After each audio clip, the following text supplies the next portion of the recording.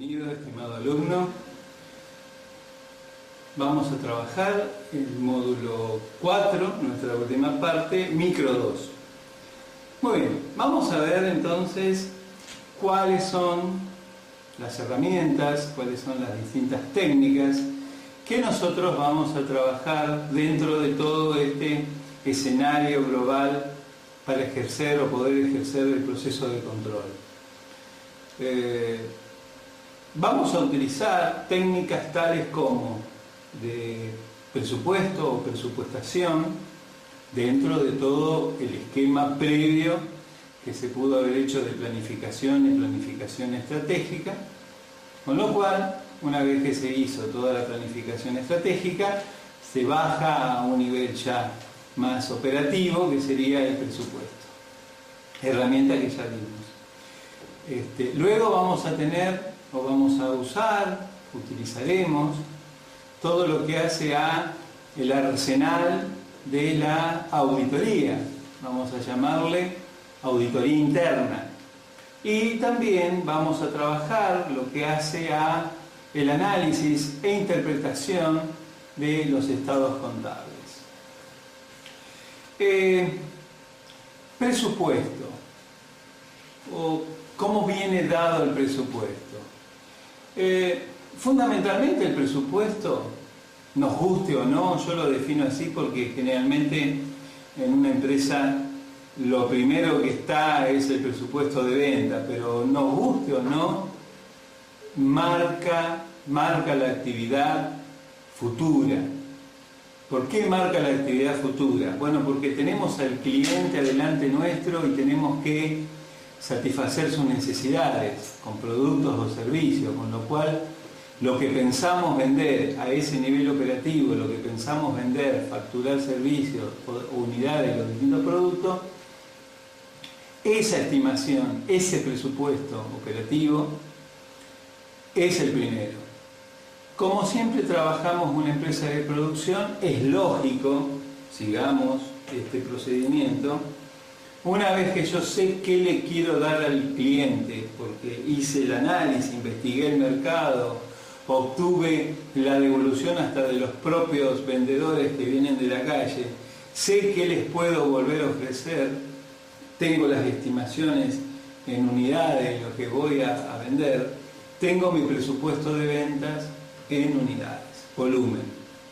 Con lo cual luego trabajaré el tema del precio de venta de cada una de esas unidades, ya sea trimestral, semestral, como fuere, la forma que yo lo enfoque. Me refiero a que posiblemente el precio de enero no sea el precio de julio. Si yo trabajo productos estacionales, eso me lo va a marcar.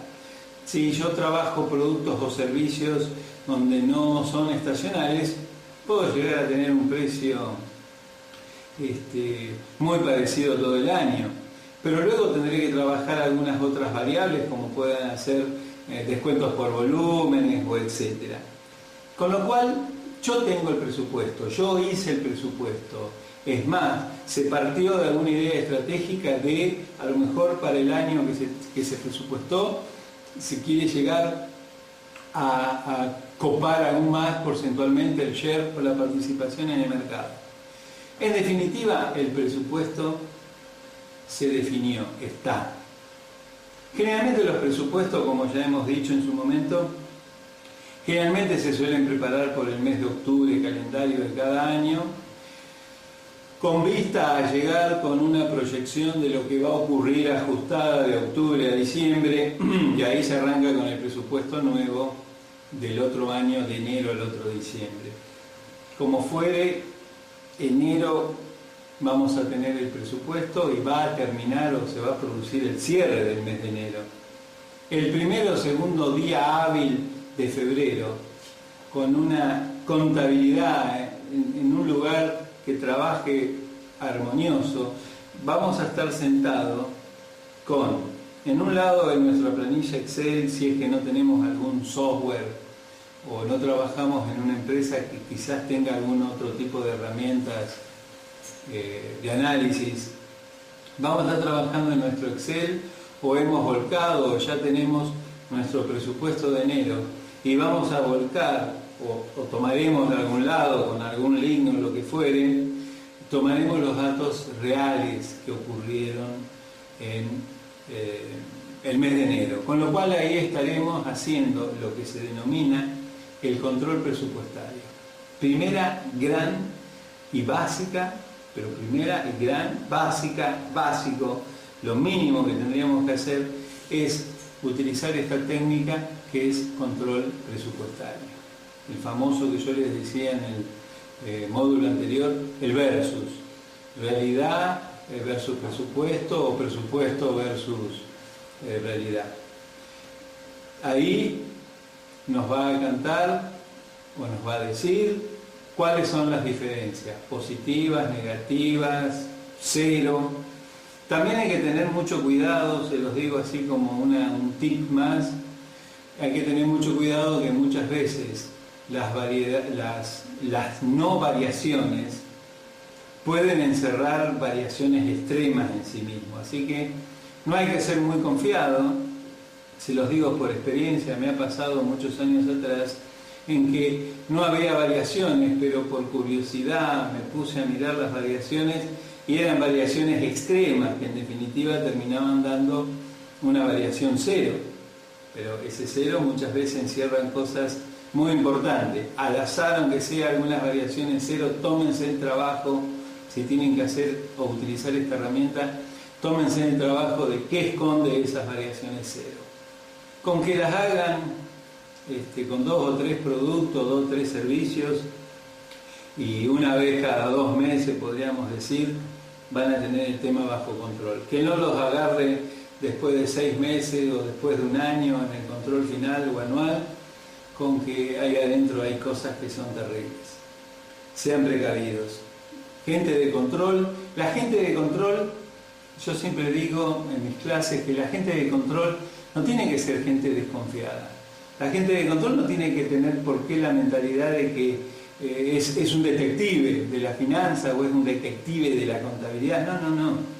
La gente de control es una persona técnica que para trabajar en control, esto no está en los apuntes, esto no lo hemos volcado, eso a veces tenemos oportunidad de charlarlo. Bueno, surge la posibilidad de decirlo. La gente de control lo que necesita es conocer las técnicas, ser un buen administrativo / contable, si lo queremos plantear así, tiene que tener sentido común y tiene que conocer el mercado, tiene que conocer a qué se dedica esa empresa. Nunca puede estar en control alguien que hace 2 días entró en esa empresa o en esa pyme o lo que fuere y no sé, entra en una aceitera y no tiene ni idea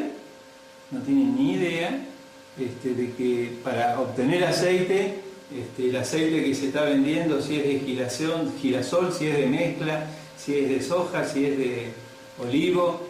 No, una persona de control, para trabajar en control en definitiva, hay que saber cuál es el proceso total de la empresa. Hay que haber gastado bastante de la suela de los zapatos caminando la empresa para poder trabajar en lo que sea, cualquier faceta de control. Cualquier faceta de control.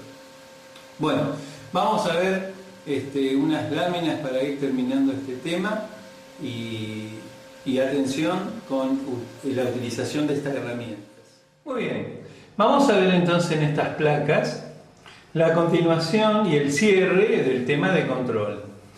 Para ello entonces les voy a plantear algunas herramientas de control con las cuales cuenta la empresa o la administración precisamente para hacer el control. Lo primero que vamos a ver, así empalmamos con lo que vemos de presupuesto, es precisamente el control presupuestario.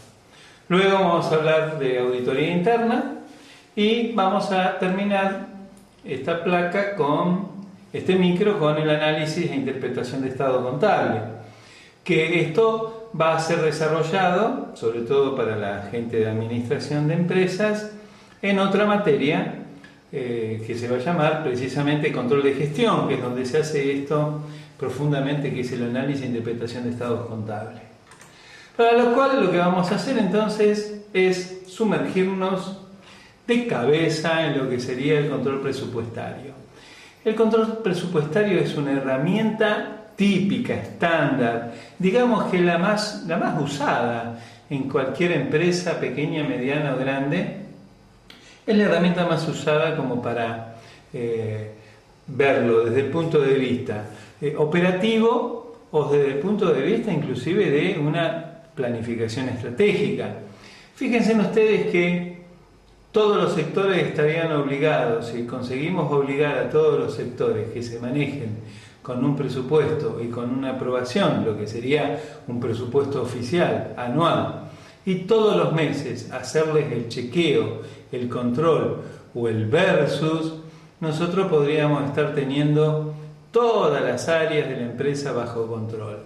Por ejemplo, ¿qué es lo que tenemos aquí? Simplemente aquí lo que tenemos en una planilla de cálculo, tenemos 3 sectores, tales como comedor, servicio médico y caldera. Los invito a que ustedes se imaginen que esto podrían ser 3 sectores que atienden o que son servicios indirectos o que atienden a toda la gente de un sector industrial, un fabril, y que esto sería un presupuesto de carga fabril. Acuérdense que estas cositas las estuvimos viendo también en otras materias. Pero al margen de que esto va a formar parte en definitiva del costo de producción, lo interesante es cómo opera este presupuesto o este control presupuestario. Lo que tenemos encolumnado son determinados gastos a esta altura. Las remuneraciones, gastos de supervisión, consumos del comedor. Si vamos al servicio médico, gastos propios de ese sector. Y si vamos a la caldera, también nos vamos a encontrar con gastos propios de esa caldera. Esto son gastos presupuestados. Nos podríamos imaginar que está corriendo un determinado mes X de los 12 meses que tiene el año, y para un mes particular el presupuesto del comedor es de 21.584 pesos.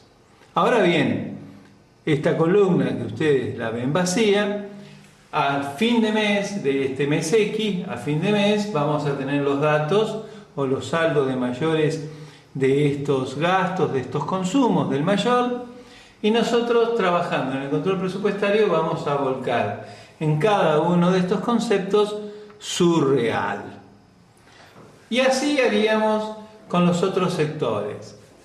Nosotros trabajando en una planilla de cálculo nos haría falta una tercera columna que podríamos poner variación o diferencia, y ahí nosotros podríamos estar haciendo el versus o propiamente lo que significa el control presupuestario.